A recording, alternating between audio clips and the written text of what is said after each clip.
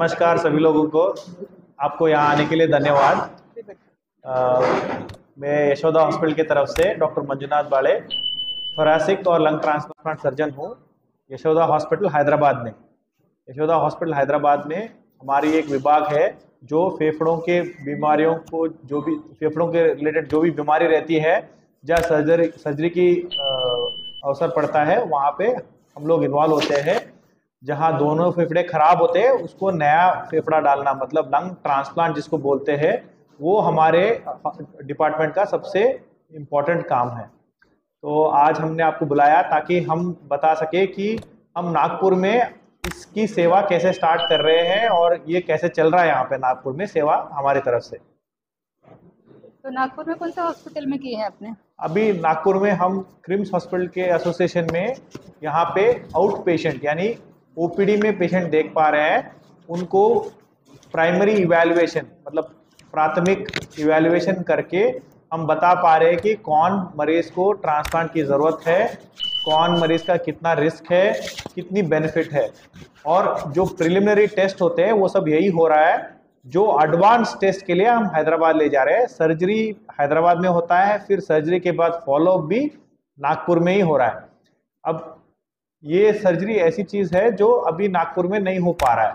हो सकता है अगले 5 साल में हम यहाँ पे भी इसको करने की आशा रखते हैं। तो धीरे धीरे उसकी काम बैकग्राउंड पे चल रहा है, बट अभी जो है हम कोशिश कर रहे हैं कि best of the best treatment दे हैदराबाद में बुला के पेशेंट। इसके प्रत्यारोपण के अभी तक के कितने केसेस मतलब सफल रहे? हमारे अभी 3 साल में हमने 58 केसेस किए हमने। तो लगभग हमारे सक्सेस रेट 70 to 80% है। 70 to 80% सक्सेस रेट है, जो इंटरनेशनल स्टैंडर्ड्स के बराबर है। लंग ट्रांसप्लांट एक बहुत कॉम्प्लेक्स सर्जरी है।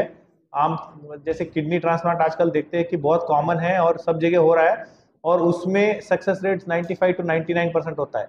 पर लंग बहुत कॉम्प्लेक्स सर्जरी होती है, तो उसमें सक्सेस रेट 70 to 80% इंटरनेशनली होता है। हमारा भी सेम सक्सेस रेट्स है। ये रोबोटिक, आपने कंसल्ट रोबोटिक लिखा है, तो इसका क्या मीनिंग? जैसे कोई फेफड़ों में दिक्कत आई, पानी भर गया, पस भर गया, फेफड़ा डैमेज हो गया, एक फेफड़ा एक पार्ट ऑफ द फेफड़ा एक भाग में अगर डैमेज हुआ, तो उसको निकालने के लिए अलग अलग तरीके हैं। तो आपने तो सुना होगा, पहले तो चीर फाड़ के करते थे सर्जरी। तो आजकल हम चीर फाड़ के सर्जरी नहीं करते, उसको रोबोटिक द्वारा छोटे छोटे छेद करके करते हैं। जैसे आपने लैप्रोस्कोपी सुना होगा, वैसे ही रोबोटिक आता है और वीडियो असिस्टेड थोरैकोस्कोपिक सर्जरी आता है। ये दो चीज़ है जो हम जिसमें एक्सपर्ट है, जिसके लिए हमने कई देशों में ट्रेनिंग लिया है, और अभी हम इसको सक्सेसफुली इंडिया में कर रहे हैं।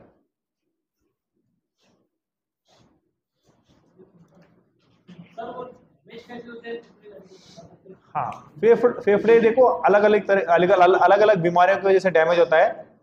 जो सबसे कॉमन हमारे देश में अभी भी है वो क्षय रोग है, टीबी। ठीक है, उसमें एक फेफड़ा भी खराब हो सकता है, दोनों फेफड़े भी खराब हो सकते हैं। अगर एक फेफड़ा खराब हुआ तो उसको निकाल के हम लोग उसको ट्रीट कर सकते हैं। दोनों फेफड़ा खराब हुआ तो फिर ट्रांसप्लांट करने की जरूरत पड़ता है। बाकी जो सबसे अदर कॉमन चीज़ें जो है वो है इंटरस्टिशियल लंग डिजीज, जिसको बोलते हैं ILD।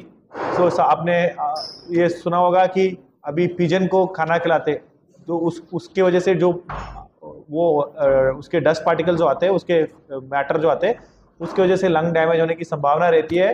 तो इसको हम पिजन पैराडॉक्स बोलते हैं। तो जो कबूतर को खाना खिलाना होता है ना, जैसे, वो बहुत अच्छी चीज़ नहीं है हमारे सेहत के लिए। भले ही कबूतर के लिए अच्छा होगा, ठीक है, मानवता के लिए भी अच्छा होगा, बट हमारे लिए अच्छा नहीं है वो चीज़। तो हमें उस चीज़ को अवॉइड करना है, क्योंकि उस चीज़ की वजह से हाइपर सेंसिटिव न्यूमोनाइटिस होता है, उसकी वजह से फेफड़े खराब होते हैं। दूसरा चीज़ होता है COPD मतलब लंग डैमेज होता है क्रॉनिकली स्मोकिंग और अनेक कारण के लिए। ब्रोंकिक्टाइसिस, दोनों साइड में इन्फेक्शन होता है। ये सब चीज़ें जब दोनों लंग इन्वॉल्व होते हैं, तब इनको ट्रांसप्लांट की आवश्यकता पड़ती है। अभी हमारा एसोसिएशन है crimes hospital Ramdaspeth. Crimes doctor Ashok करबत के टीम के साथ।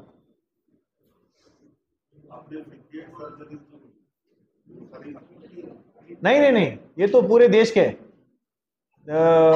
जम्मू से लेके केरला तक सारी जगह से पेशेंट्स आते हैं हमारे पास। तो क्यूमुलेटिवली 58 केसेस किया हमने लास्ट 2 साल में। टोटल हमारे इंस्टीट्यूशन के जो है वो काफ़ी नंबर है, ये मेरा ही अपना बोल रहा हूँ नंबर में। बाकी यशोदा हॉस्पिटल ने तो ऑलमोस्ट 300 या 400 केसेस किए होंगे। जो आप ट्रांसप्लांट करते हैं तो आपके पास अवेलेबल होता है? हाँ, ये अच्छा सवाल है, क्योंकि जैसे लिवर और किडनी में क्या होता है, कोई फैमिली मेंबर भी दे सकता है, पर क्योंकि किडनी तो 2 होते हैं, एक तो कोई भी दे देगा, ठीक है, फैमिली मेंबर्स में ब्रदर सिस्टर मदर कोई भी देता है। लंग में ऐसा नहीं होता, लंग में जो जीवित रहता है उसको देने की अभी परमिशन देश में नहीं है। जो ब्रेन डेड पेशेंट होते हैं उनसे हम लंग लेते हैं। जैसे किसी को एक्सीडेंट हो गया, ब्रेन डैमेज हो गया, अब उसको और वापस आने की कोई संभावना नहीं है, ब्रेन डेड जिसको बोलते हैं हम, उन पेशेंट्स को अगर कोई अच्छे भले फैमिली होता है जो बोलता है कि नहीं ये तो जा रहा है, अब इनकी अंग ले लो, आप किसी और को इस्तेमाल करो, तब वो अंग यूज करते हैं। तो उस जीवन दान के डोनेशन में हमें ऑर्गन्स मिलता है और उसी के थ्रू हम ट्रांसप्लांट करते हैं। पेमेंट वगैरह नहीं होता है, देखिए ह्यूमैनिटेरियन बेसिस में उनको जो हेल्प चाहिए वो हम कर देते हैं।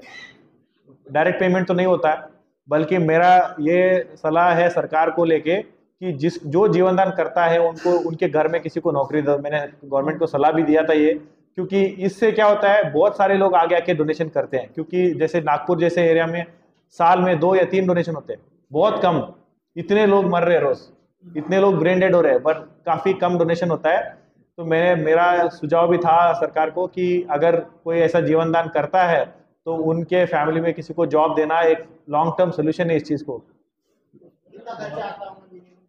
ट्रांसप्लांट को लेके देखिए, ये बहुत कॉम्प्लेक्स जटिल सर्जरी है, बड़ा लंबा समय चलता है, लंबे समय तक आईसीयू में रहता है। तो लगभग हमारे हॉस्पिटल में 25 लाख to 30 लाख तक आता है सर्जरी का चार्ज। सांस फूलता है पेशेंट्स के, मेनली फर्स्ट सिम्टम तो सबसे और मोस्ट कॉमन सिम्टम वही रहता है। और बहुत सारे पेशेंट्स को, अब देखो हम बैठे हुए यहाँ पे, आपको पता नहीं चल रहा कि आप सांस ले रहे हो, वो एक नॉर्मल प्रक्रिया है, चल रहा है। जब उसको मेहनत करना पड़ेगा अगर सांस लेने के लिए, तो वही एक सिम्टम है। और ऑक्सीजन की रिक्वायरमेंट है, कोई भी मरीज अगर ऑक्सीजन पे है और उसको ऑक्सीजन की रिक्वायरमेंट है 2400 घंटे, तो वो ट्रांसप्लांट का पेशेंट है। और दूसरा पेशेंट होते, कुछ पेशेंट होते हैं यंग होते, उनको थोड़े दूर चलने में ही सांस फूलती है, उनकी सैचुरेशन कम आती रहती है। तो मतलब अंदरूनी में इंट्रिंसिक जो लंग का प्रॉब्लम है वो बढ़ गया है और उसकी वजह से उनको ट्रांसप्लांट करने की जरूरत पड़ता है। और लगभग 8 महीने हो गए हमें यहाँ पे क्रिम्स के साथ एसोसिएटेड। बट एक दुख की बात है कि हमने बहुत सारे पेशेंट्स को यहाँ पे देखा है, उनको समझाया है कि आप आइए आगे इलाज करने के लिए, कि मैं मान के चलता हूँ कि अगर 10 पेशेंट आते हैं उसमें 8 पेशेंट आगे इलाज नहीं लेते, वो भले ही कोई भी कारण हो, फैमिलियल, सोसाइटल या पर्सनल रीजंस के लिए वो नहीं आते हैं। और हमने देखा है कि उनकी जो सर्जरी नहीं कराते, ट्रांसप्लांट नहीं कराते, उनकी हाई मोर्टेलिटी है, मतलब उनका लाइफ बहुत ज़्यादा रिस्क में रहता है।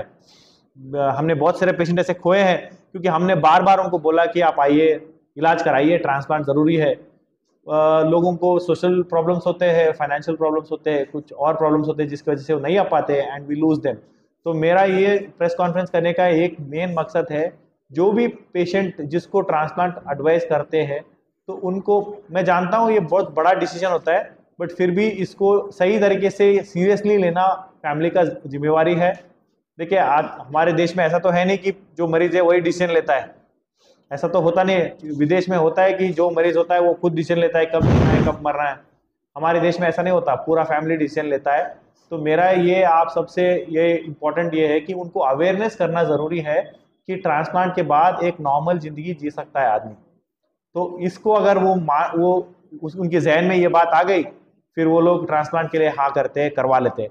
बट बहुत सारे मरीज ऐसे होते हैं कि वो वेट करते रहते हैं कि कुछ हो जाएगा, कुछ हो जाएगा, अभी तो ऑक्सीजन पे है, चल रहे, बैठे हुए, ये सब बहाने बताते रहते हैं। फिर वो सडनली इन्फेक्शन होता है, उनको हार्ट की दौरा पड़ता है या लंग का दौरा पड़ता है, फिर वो गुजर जाते हैं। आपके हिसाब से इस बीमारी से कितने % लोग मतलब ग्रसित होना चाहिए? सॉरी, अभी इस बीमारी से मतलब ये लंग्स की जो प्रॉब्लम है इससे कितने लोग ग्रसित होना चाहिए? कितने लोग है हो सकते हैं? देखिए ये तो ऑनगोइंग प्रोसेस है, ऐसा तो है नहीं कि ये अभी जैसे कोविड आया उसमें पता चला कि 100 में से 1 2 4 लोग इन्फेक्ट हो गए, वैसा था वो। ये ऐसा नहीं है, ये तो चलते फिरते लोगों के लिए है, इसका कोई। हाँ, वही बताया ना मैंने, अभी लास्ट 2.5 years में हमने 58 ट्रांसप्लांट्स किए हैं। उससे पहले हमारे यशोदा हॉस्पिटल में काफी सारे ट्रांसप्लांट्स हुए हैं। हमारा सक्सेस रेट 70 to 80% है।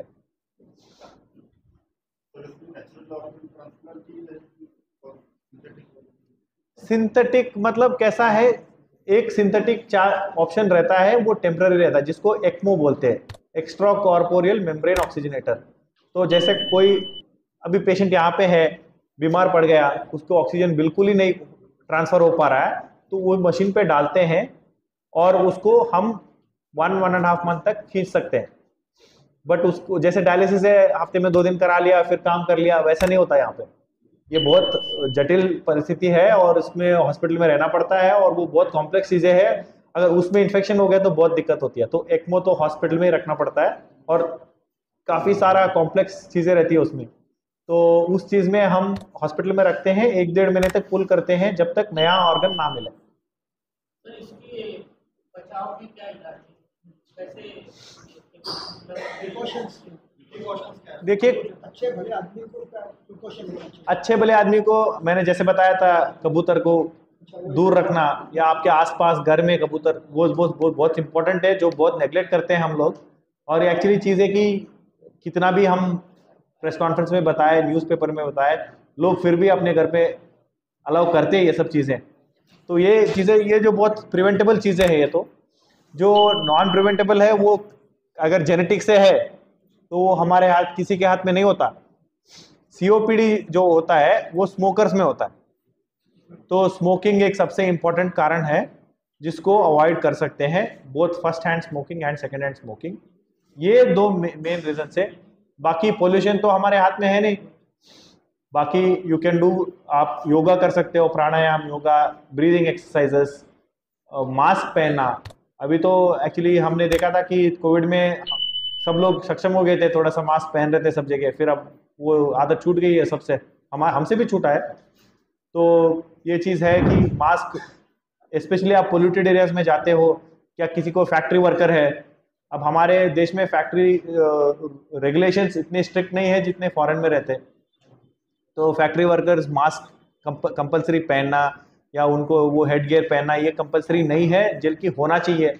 यहाँ पे कोल माइंस है, यहाँ पे बहुत सारे या सिलिकॉन फैक्ट्रीज है, वहाँ पे सिलिकोसिस वगैरह बहुत ज़्यादा आते हैं, वो सब भी लंग डैमेज करता है इरिवर्सिबली। क्या मास्क, अगर आपको लग रहा है कि बहुत प्रदूषित एरिया है तो पहनना पड़ेगा।